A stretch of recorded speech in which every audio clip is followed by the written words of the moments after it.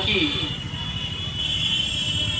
मजबूती के लिए ऐसा त्रिरत्न को बुद्ध ने हम लोगों को दायान क्या दे दिया। वो त्रिरत्न है बुद्ध, धम्म और संघ। इसलिए आप लोग कोई भी कार्यक्रम आयोजन करते हैं तो बुद्धं शरणं गच्छामि, धम्मं शरणं गच्छामि, संघं शरणं गच्छामि कहते हैं।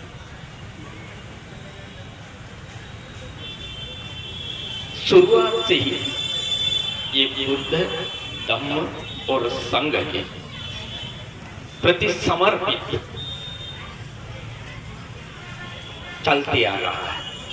इसीलिए ये बुद्ध के बाद शुरुआत हुआ है। सोच समझकर सम्यक संबुद्ध ने ये शासन को स्थापना किया हुआ है। नहीं तो समय समय पर जब जब जो चीज बदलता जाते हैं तो उस पे जोड़ते जोड़ते इसी तरह एक त्रिरत्न को आया नहीं। ये एक सोच समझकर स्थापना है।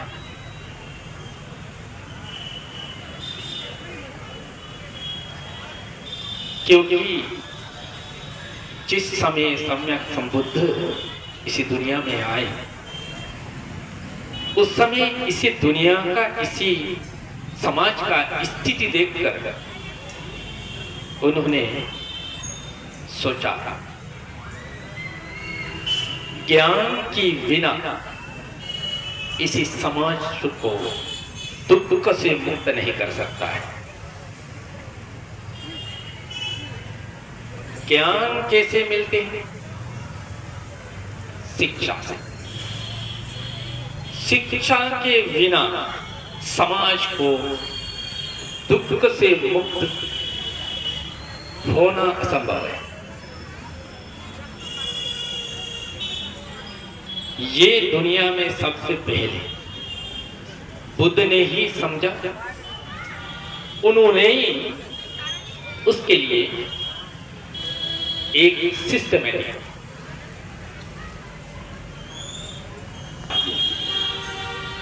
हम सब जानते हैं सम्यक संबुद्ध बुद्ध नहीं बना तो ये एक राजकुमार से राजा बनने वाला था, शासन करने वाला ही था जन्म से।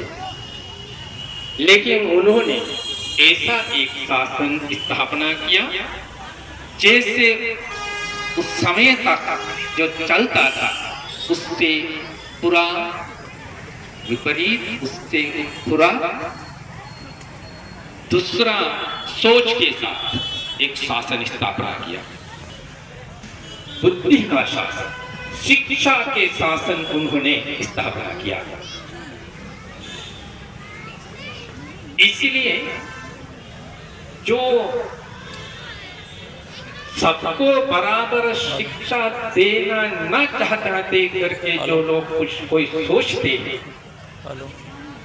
जो समाज को आज बंद है, संडे है तो बराबरी शिक्षा वंचा करने के लिए अगर कोई सोचते हैं, ऐसा लोग बुद्ध की दुश्मन बन जाता है। नहीं कल चले जाओ थोड़ी देर। लेकिन जो लोग शुरू तो बनाऊं बढ़िया मानववादी है, जो मानवता के जो ऊपर चिंता है, सोचते हैं, वो सब सम्यक संबुद्ध की शासन को स्वीकार करते हैं और इसी शासन को आगे बढ़ाने ले जाने के लिए योगदान देते हैं।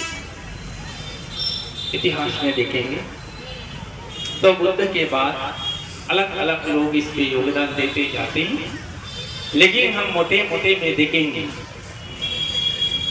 इस योगदान में सबसे बुद्ध के बाद सबसे आगे सम्राट अशोक रहे। हम लोग सुनते हैं सम्राट अशोक 84,000 बुद्ध विहार बनाया। ये विहार का नाम क्या है, विहार का मतलब क्या है? आज कुछ लोग इसके लिए इस्तेमाल करते मंदिर का शब्द, लेकिन उसी मंदिर का शब्द से विहार का मतलब बदल जाता है। ये समझ लें, जो विहार है, आश्रम, आराम, विहार, महाविहार, इसको इसी तरह अगर वर्तमान के समय में जो हम लोग को जैसे समझे,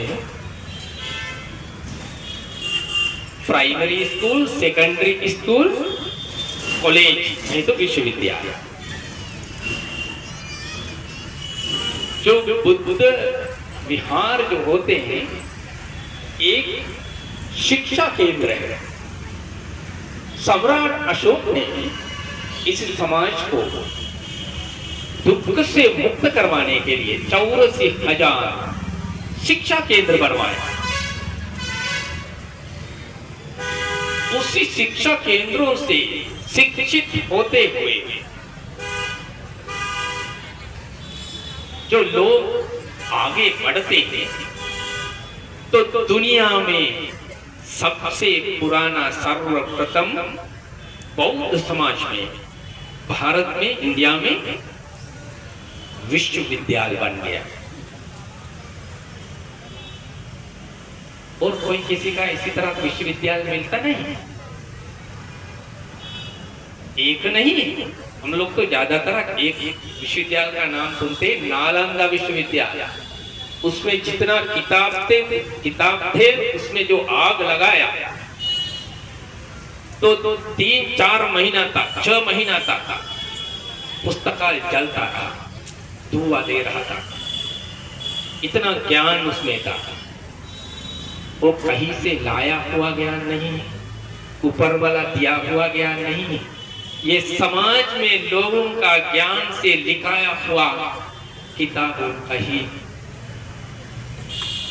वो किताब ही इसी तरह चल रही। जगद्दला विक्रमशिला, नालंदा, जगद्दला, विक्रमशिला, ओदंतपुरी। हम लोग कभी कुछ दिन पहले गया, और एक विश्वविद्यालय 2010 में जो आइडेंटिफाई किया है, तेलहारा करके और एक विश्वविद्यालय और होगा। नालंदा जैसा बहुत बड़ा विश्वविद्यालय तेलहारा भी। इस विषय पथ में आगे बढ़ते हुए सम्राट अशोक ने इसी ज्ञान की शक्ति भारत से पड़ोसी देशों में भी बेच दिया। उसमें से एक देश में मेरा देश श्रीलंका।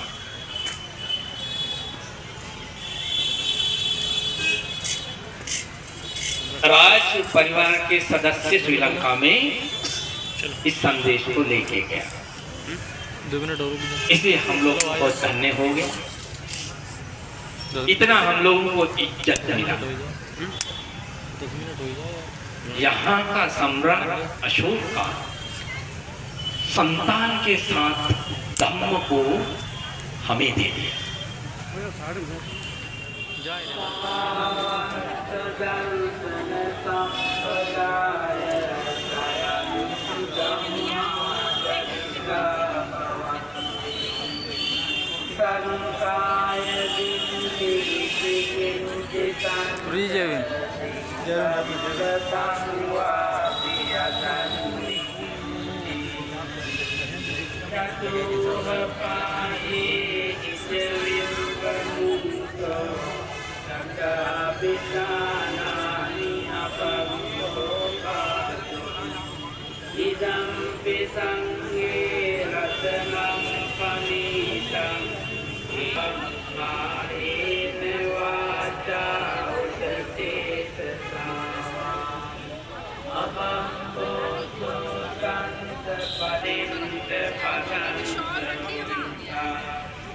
इदम्पि संगे रत्नं पनीतं तेन संचेतितंगे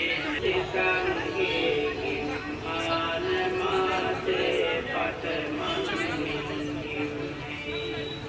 ततोपमन्तं वरं देशै किम्बानगामि परमन्ताय इदम्पि बुद्धे रत्नं पनीतं तेन संचे सुवरारो अनन्तरो धम्मवनं इदम्पि बुद्धे रत्नं पनीतं तेन संचे सुवन्ति ईनं पुरम् इदम्पि संगे रत्नं पनीतं तेन संचेन सुवन्ति। हेलो, गौरव का विषय है। आज हम लोगों के बीच में अंतर्राष्ट्रीय महान भिक्षु संघ इस डॉक्टर अंबेडकर पार्क में